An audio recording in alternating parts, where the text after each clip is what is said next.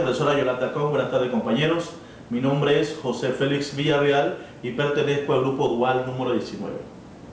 Esta tarde vamos a hablar acerca de las cualidades de un buen orador.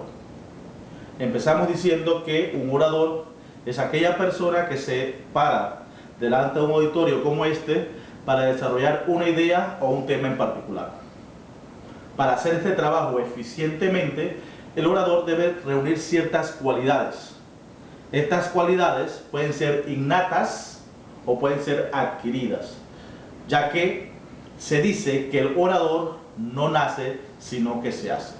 Es decir, que independientemente que el orador desde su nacimiento tenga cualidades innatas en él, también es importante que él adquiera ciertas características mediante la práctica. Podemos entonces decir que agrupamos las cualidades, las aptitudes y aptitudes en tres grandes grupos, ¿sí? El grupo físico, el grupo intelectual y el grupo moral. En el aspecto físico es importante destacar la voz. La voz es importante, sobre todo a la hora de dar un tema delante de un auditorio, debido a que una voz fuerte, melodiosa, armónica, hace que el público sea empático hacia ese orador. Sin embargo, tenemos público que pueden aguantar hasta cierta parte una voz chillona, pero definitivamente una voz alta, clara y sobre todo expresada adecuadamente. Entonces tenemos un grupo de público más adepto a poder escuchar y poder estar atento a lo que se dice. La gesticulación, es importante la gesticulación, debido a que es el movimiento de rostro, cara que tiene uno, ¿sí? Y eso hace enfatizar cierto tema. Los ademanes, el uso de la mano, el uso del movimiento corporal es importante para destacar ideas específicas. El porte, un orador que tenga un porte adecuado va a atraer más miradas hacia él y va a ver que tiene sobre todo un dominio específico del tema. En cuanto a los intelectuales, el entendimiento, la memoria.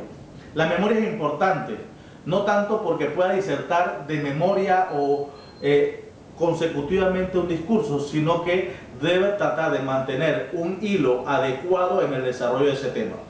Sin embargo, la imaginación es importante. ¿Por qué? Porque depende del auditorio, él tendrá que improvisar y entonces él tendrá que imaginar ciertas características, porque posiblemente él estaba preparado para disertar en un público bastante adecuado. Sin embargo, se encuentra con un público que está parco, está apagado y necesita entonces romper el esquema que tenía propuesto para tratar de que el público sea más amigable hacia él. Sensibilidad. Es importante entonces que cuando esta persona está hablando, demuestre esa sensibilidad hacia el público. Que no simplemente llegue y empiece a hablar y simplemente lo que se convierta es en un intercambio de información, un monólogo en la cual el público le da igual que esta persona hable o no hable. Entonces, si él demuestra esta sensibilidad hacia ellos, cierta risa, cierta voz, cierta imaginación, de repente ciertas características hacia el público, entonces el público va a ser más empático hacia él. En el aspecto moral es importante. ¿Por qué? Porque el orador debe ser congruente, debe ser sereno, debe ser honrado. Y se dirá entonces, ¿cómo puede ser esto? Es fácil. El público enseguida capta si el orador está simplemente repitiendo un guión específico, ya que va uno detrás de otro, una detrás de otro, ciertas ideas y no logra encajar en el público. Entonces hay que ser honrado, es decir, que lo que yo estoy hablando en un momento en particular lo creo. ¿Por qué? Porque si no lo creo, entonces simplemente voy a decirlo sin ningún tipo de énfasis y simplemente va a quedar como unas palabras. Entonces es importante que estas cualidades siempre se desarrollen. Debido a esto, entonces se dice, como hemos dicho al principio, que un orador se hace. Independientemente de que no tengamos una voz alta, adecuada, nosotros podemos hacer ciertos tipos de respiración para que nuestra voz salga adecuada. Por ejemplo, si nosotros en un momento dado queremos hablar, podemos hablar pausadamente y gesticular adecuadamente. Entonces, junto con las otras características, podemos ser un buen orador. En definitiva, un buen orador es una persona que constantemente está practicando el hábito de oratoria. Es decir, él va, a medida que pasa el tiempo, él va haciéndose más experto en este tema.